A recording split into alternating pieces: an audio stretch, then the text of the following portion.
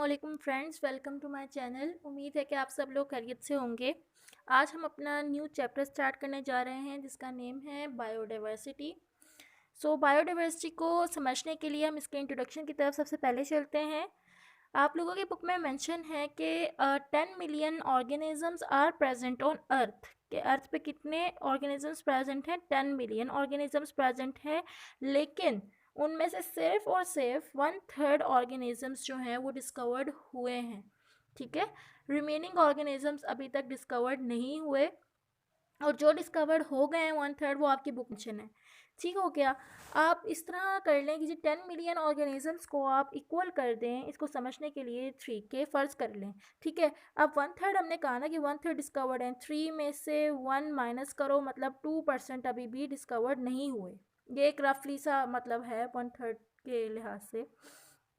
तो 3 में से जो 1 है वो डिस्कवर्ड हुए हैं अभी तक। ठीक है, अब जैसे हमने प्रीवियस चैप्टर्स में पढ़ा, हमने जितने भी जानदार थे, ठीक है ना, हमारी अर्थ पर, हमारी ज़मीन पर, उनकी ना हमने ग्रुपिंग कर दी थी। 5 ग्रुप्स में उनको हमने डिवाइड कर दिया था। कौन कौन से ग्रुप्स थे वो हमने डीपली पढ़े थे पिछले मतलब प्रीवियस चैप्टर्स में। Prokaryotes, protist, fungi, animals and plants. अब इन 5 ग्रुप्स का हमने क्या करना है इस चैप्टर में, इसकी फर्दर इनको स्टडी करके इनकी क्लासिफिकेशन करनी है, इनकी नेमिंग करनी है, इनके नोमेनक्लेचर को हमने पढ़ना है। ठीक है, क्लासिफिकेशन इस तरह से हम देखेंगे, यानी कि 2 किंगडम सिस्टम ऑफ क्लासिफिकेशन, फिर 3 आएगा, फिर 5 आएगा। ठीक है, तो जैसे कि अब नेमिंग हमने इस तरह करनी है, नोमेनक्लेचर इस तरह पढ़ना है। जैसे हमने फ्रॉक का हमने फर्स्ट चैप्टर में पढ़ा, क्या था, राना टिग्राइना। और मस्टर्ड प्लांट का हमने पढ़ा था ब्रासिका कैम्पेस्ट्रिस। ठीक है, अनियन का हमने पढ़ा एलियम सीपा। इसी तरह हमने इनके साइंटिफिक नेम्स देखने हैं। ठीक है, सो हम बायोडाइवर्सिटी की लिटरल मीनिंग पर चलते हैं जी। बायो मीन्स, हमें पता ही है कि बायो का मतलब क्या होता है, life, and diversity means variety. ठीक है, ये इसका है लिटरल मीनिंग। अब वैरायटी तो है, लेकिन वैरायटी दो तरह की है, variety within the species and variety among the species. With in का मतलब क्या है, अंदर। ठीक है, और अमंग का मतलब क्या है, दरमियान। ठीक है, अब इसको थोड़ा समझने के लिए हम एक एग्जांपल की तरफ चलते हैं। जैसे अब फ़र्ज़ कर लें हमारे पास 3 टाइप्स ऑफ स्पीशी हैं। ठीक है, कौन कौन सी स्पीशीज़ हैं जी? फ़र्ज़ कर लें जी, डॉग्स, कैट्स, लाइन। ठीक है, जब हम इन तीनों को स्टडी करेंगे तो हम क्या कर रहे हैं, वैरायटी अमंग द स्पीशी कर रहे हैं। ठीक है, और जब हम हम किसकी स्पीशी को स्टडी कर रहे हैं, फ़र्ज़ करें हम सिर्फ डॉग की स्पीशीज़ को स्टडी कर रहे हैं। अब सारे कुत्ते एक नस्ल के थोड़ी होते, तो डिफरेंट इसकी स्पीशीज़ को स्टडी कर रहे हैं, तो उसका मतलब हम क्या कर रहे हैं, variety within the species. तो ये डिफरेंस है जी, variety within the species and variety among the species. अब ये तो हो गए बायोडाइवर्सिटी के लिटरल मीनिंग। इस तरह हमने कभी भी इसको डिफाइन नहीं करना कि जी variety of living organisms is called biodiversity. ये आपका लिटरल मीनिंग है, ये प्रॉपर डेफिनेशन इसकी है ही नहीं। सो इसके डेफिनेशन की चलते हैं।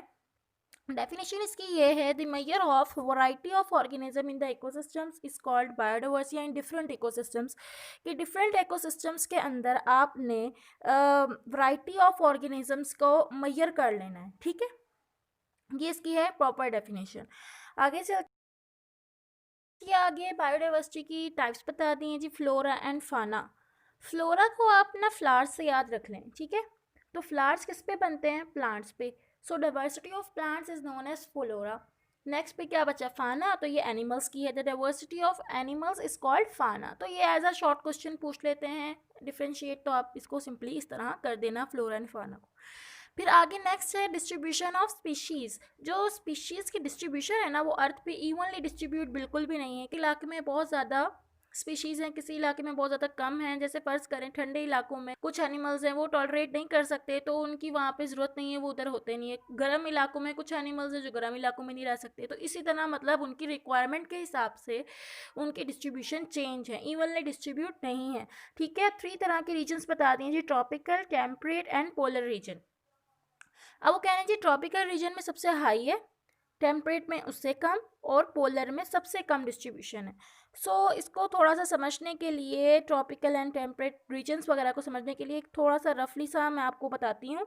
जैसे ये अर्थ बनाई, ये इतनी गोल तो बनी नहीं, खैर हम अर्थ को जब ना बीच में से डिवाइड करते हैं ना, यानी कि इसका जहाँ पे इसके स्फेयर से 0 डिग्री का एंगल होता है, वहाँ से जो ये मतलब ये वाली जो लाइन है, ये बीच वाली लाइन, इसको हम क्या कहते हैं, ये है इसका इक्वेटर। ठीक है, इस लाइन से ऊपर मतलब इक्वेटर से ऊपर कौन सा पोल होता है, नॉर्थ पोल।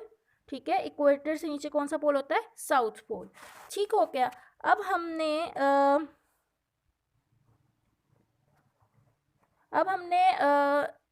समझे कि ये इक्वेटर से एक ऊपर एक और लाइन लगाई। ठीक है, इक्वेटर से ऊपर एक और लाइन लगाई, यहाँ भी लगा दी। ठीक है, ये रीजन जो है, ये कौन सा रीजन है जी, ट्रॉपिकल। अब ट्रॉपिकल से ऊपर सब ट्रॉपिकल, फिर एक और रीजन हमने बना लिया, फ़र्ज़ करें किसी एंगल पे, कोई भी जैसे 30 डिग्री का एंगल है, उस एंगल पे हमने एक और लाइन ड्रॉ कर ली, तो वो लाइन क्या है जी, टेम्परेट रीजन। ठीक है, फिर जो पोल्स के करीब होता जाएगा वो पोलर रीजन्स आते जाएंगे, मतलब ठंडे इलाके, बहुत ज़्यादा ठंडे इलाके आते जाएंगे। तो मतलब कहने का इसमें मतलब क्या है, समझाने वाली बात क्या है कि जो इक्वेटर के बिल्कुल ऊपर और इक्वेटर के नीचे, ठीक है, सबसे पहले कौन सा रीजन आता है, ट्रॉपिकल, उसके बाद कौन सा आता है, टेम्परेट, फिर एंड में पोल्स वाली साइड पे कौन सा रीजन आता है जी, हमारा पोलर रीजन, जहाँ पर बहुत कम डिस्ट्रीब्यूशन होती है। So students, it's all about biodiversity. Don't forget to subscribe my channel. अल्लाह हाफिज़।